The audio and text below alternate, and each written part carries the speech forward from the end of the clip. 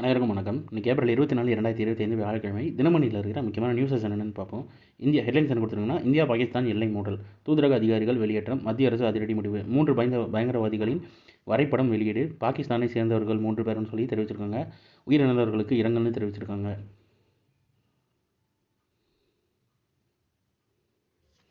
அடுத்த சென்னை விமான நிலையத்திலிருந்து கிளாம்பாக்கம் வரை மெட்ரோ ரயில் திட்டத்துக்கு தமிழக அரசு அனுமதி வழங்கியிருக்காங்க.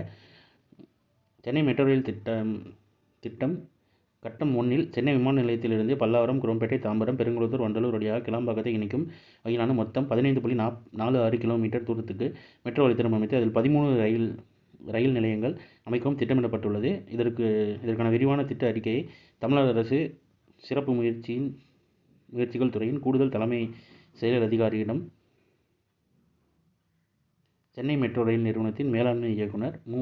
சித்திக் கடந்த பிப்ரவரி மாதம் சமர்ப்பித்தார். இந்த நிலையில் விரிவான திட்டத்துக்கான அறிக்கை 9,445 கோடி மதிப்பீட்டில் அதை செயல்படுத்துவதற்கான ஒப்புதலை தமிழக அரசு வழங்கியுள்ளதுன்னு சொல்லி தெரிவிச்சிருக்காங்க.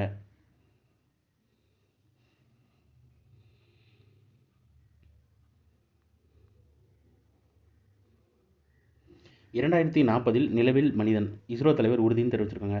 2040ஆம் ஆண்டில் நிலவுக்கு மனிதனை அனுப்பும் முயற்சியில் இந்திய விண்வெளி ஆய்வு நிறுவனம் அதாவது இஸ்ரோ மிக தீவிரமாக செயல்பட்டு வருவதாக அதன் தலைவர் வி. நாராயணன் தெரிவித்துள்ளார். இதிலிருந்து உங்களுக்கு ஒரு கொஸ்டின் என்னன்னா, வி. நாராயணன் அவர்கள் எத்தனாவது இஸ்ரோவோட தலைவர் அப்படின்னு தெரிஞ்சவங்க கீழே கமெண்ட்ல சொல்லுங்க.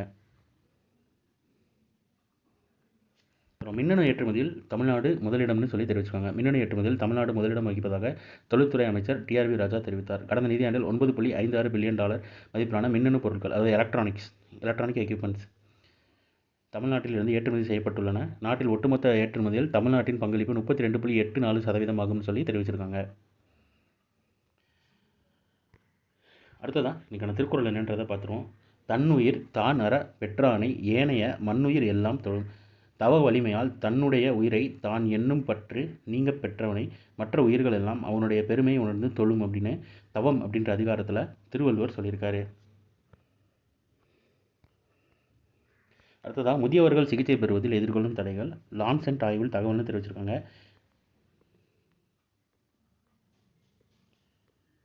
இந்தியாவில் புறநோயாளிகள் சிகிச்சைக்கு சுமார் 15 கிலோமீட்டர் தொலைவும் மருத்துவமனையில் சேர்ந்து உள்நோயாளிகளுக்கு சிகிச்சை பெற சுமார் 44 கிலோமீட்டர் தொலைவும் முதியவர்கள் பயணிக்க வேண்டியுள்ளதாக லான்சென்ட் பிராந்திய சுகாதார அதாவது தெற்காசியா சேர்ந்த அமைப்பதை ஆய்விதழில் தெரிவிக்கப்பட்டுள்ளது அப்படின்னு சொல்லி தெரிவிச்சிருக்காங்க.